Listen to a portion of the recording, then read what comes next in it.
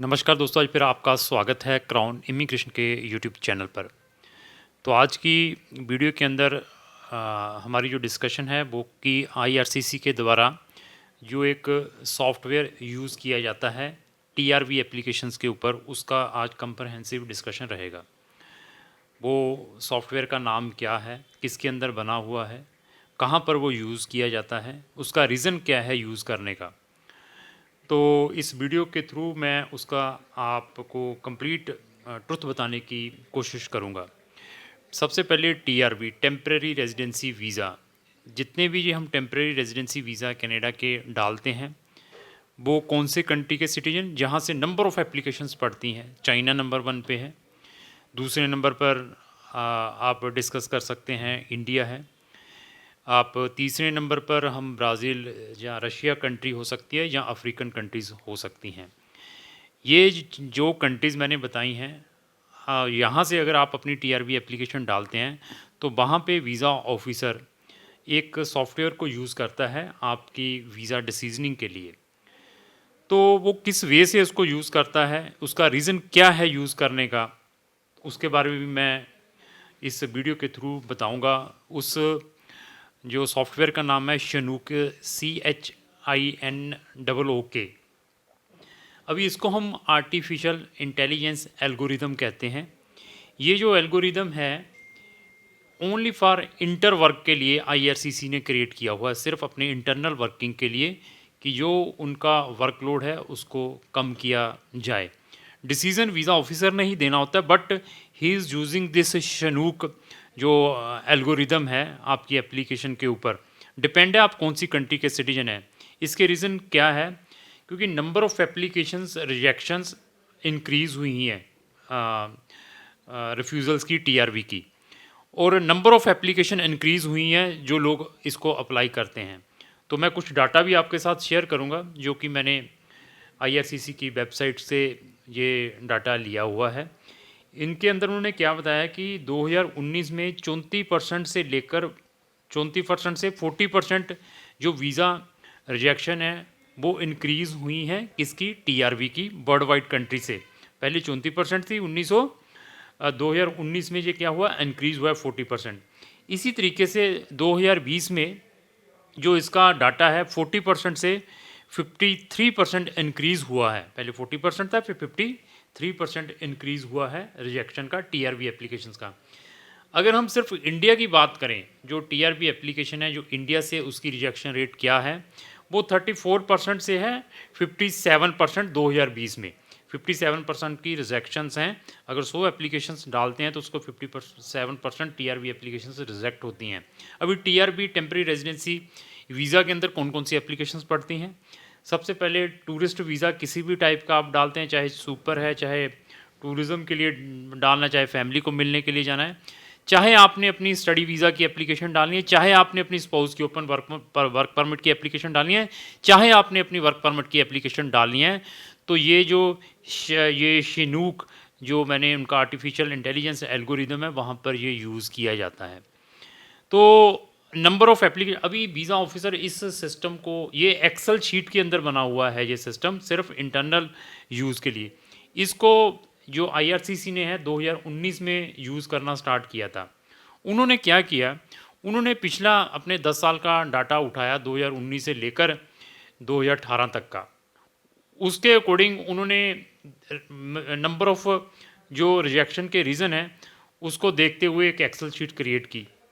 तो ये visual basic के अंदर बनी हुई हैं, ये माइक्रोसॉफ्ट एक्सेल शीट, उसके ऊपर उन्होंने ये एल्गोरिदम लगाया हुआ है। तो उनके अंदर उन्होंने सारे रीजंस लिखे हैं जो हम आम किसी को रिफ्यूज़ करते हैं। अभी एक मैं एग्जांपल देता हूँ आपको कैसे वो इसको यूज़ करते हैं इस एल्गोरिदम को।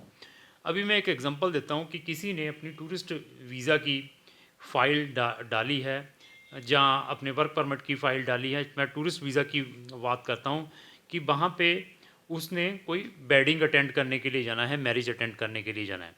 तो जो वीज़ा ऑफिसर है वो क्या चेक करता है इस एल्गोरिदम के अंदर, कि वो अपने सिस्टम के अंदर वेडिंग का अपना सिंटेक्स लिखता है, फ्रेज़ लिखता है अपने सिस्टम के अंदर।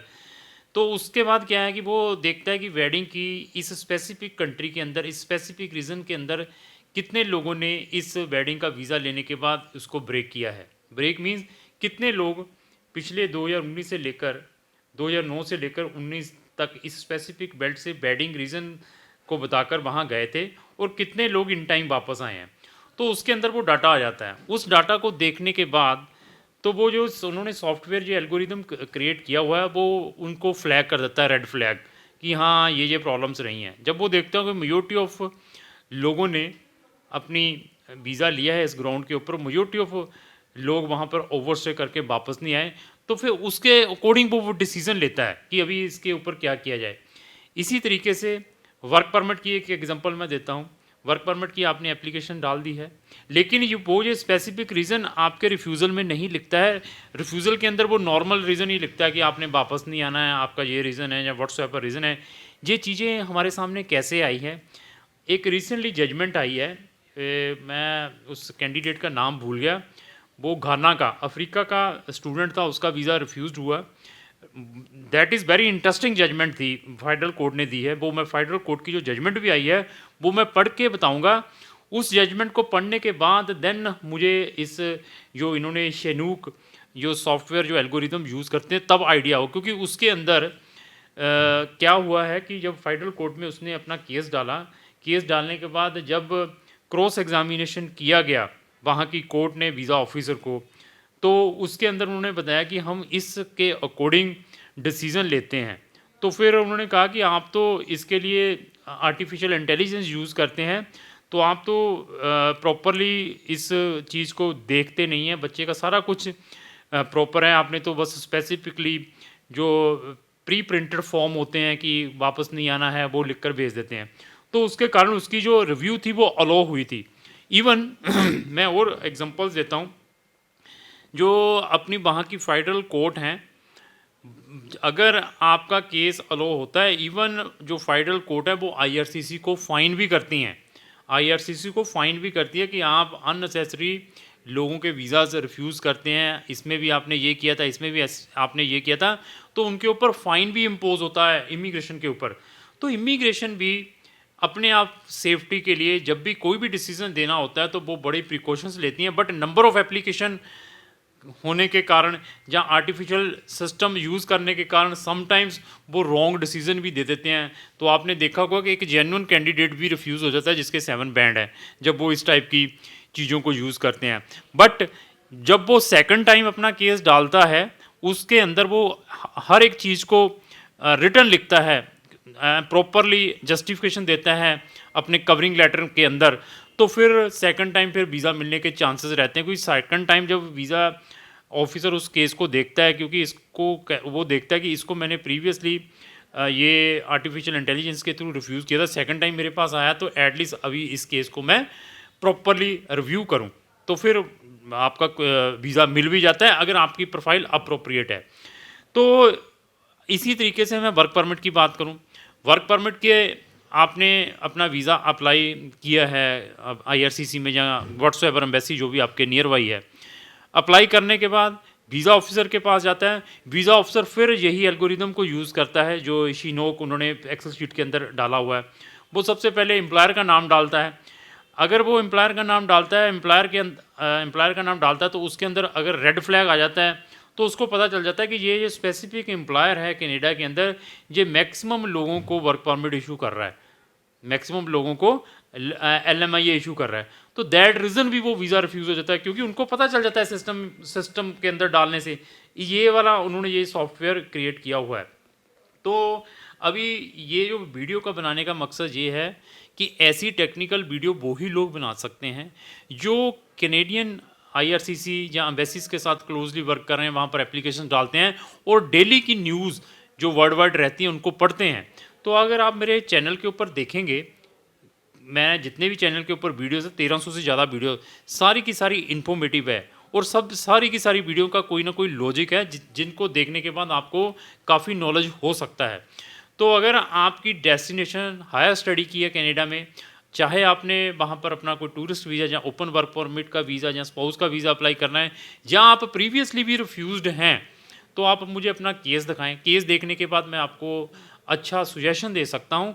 इवन मैंने फिर बताया था कि we are very, very specialized about the refusal cases. जो केसेज़ रिफ्यूज़्ड होते हैं, रिफ्यूज़ होने के बाद अगर वो केसेज़ के अंदर जान है, तो उस केसेस को हम दोबारा री-अप्लाई करके भी यहाँ से वीज़ाज़ लिया है। इवन जब मैं री-अप्लाई करता हूँ, किसी भी केस को, उसको प्रॉपर्ली देखा जाता है, उसकी प्रॉपर्ली रिप्रेज़ेंटेशन बनाई जाती है। अगर मुझे कोई ज़रूरत पड़ती है, तो मैं फेडरल कोर्ट की जो पॉज़िटिव डिसीज़न रहते हैं रिव्यू के, उनको भी उन रिप्रेज़ेंटेशंस के अंदर जब री-अप्लाई करते हैं, उसके अंदर मेंशन करते हैं कि इस केस के बीच में आपके वीज़ा ऑफिसर ने रिजेक्ट किया था, लेकिन इस बच्चे ने अपना केस है थ्रू फेडरल कोर्ट लिया था और मेरा केस सिमिलर केस है, इससे मिलता है, इवन इससे स्ट्रॉन्ग केस है। तो वैसी चीज़ें भी हम आपके केसेस में, आपके जब केस रिफ्यूज़ होता है दोबारा डालते, तो दोबारा उसको रीअप्लाई करते, तो ऐसी-ऐसी चीज़ें वो कौन कोट कर सकता है जो इन चीज़ों के साथ टच है। हम ये चीज़ों की दोहाई नहीं डालते, ग्रंटेड वीज़ा लेकर देंगे जहाँ आपको ऐसा ऑप्शन नहीं देंगे कभी भी आपको मोटिवेशन के लिए फ़ीस आफ्टर वीज़ा। ऐसे वाले लोग तो बिल्कुल हमें संपर्क ना करें जो कहते हैं कि फ़ीस आफ्टर वीज़ा है सर। वो तो फिर उन्हीं कंसल्टेंटों को कॉन्टैक्ट करें जो बड़ी-बड़ी प्रमोशनें करते हैं। इसी तरीके से अगर आपने वहाँ पर हायर स्टडीज़ के लिए भी जाना है कनाडा के अंदर, हमारे पास कनाडा के अंदर मोर देन 100 कॉलेज और यूनिवर्सिटीज़ के ऑप्शन हैं जिनको हम डायरेक्ट और इनडायरेक्ट रिप्रेजेंट करते हैं। वहाँ पर आपके प्रीवियस स्टडी के अकॉर्डिंग वहाँ पर आपको फ्यूचर जो प्रोस्पेक्टिव प्रोग्राम है उसमें एडमिशन दिलवा सकते हैं। अगर आपके प्रोफाइल के अंदर कोई ड्रॉबैक है तो उसको भी हम बता सकते हैं कि इसके लिए आपने ये प्रिकॉशंस लेना है। Even crown immigration more than 100 countries को डील कर रही है। अगर इन केस आपका रिजेक्ट भी हो जाता है, आपका मूड नहीं भी करता कनाडा जाने के लिए, तो we have a another country options. 100 countries को क्राउन इमिग्रेशन डील कर रही है, आपको उन कंट्रीज़ के भी ऑप्शंस दे सकते हैं। तो अगर आप इस टाइप की इन्फॉर्मेटिव वीडियो डेली देखना चाहते हैं, तो आप इमीडिएटली क्राउन इमिग्रेशन के व्हाट्सएप और सोशल मीडिया है, उनको फॉलो कर लें।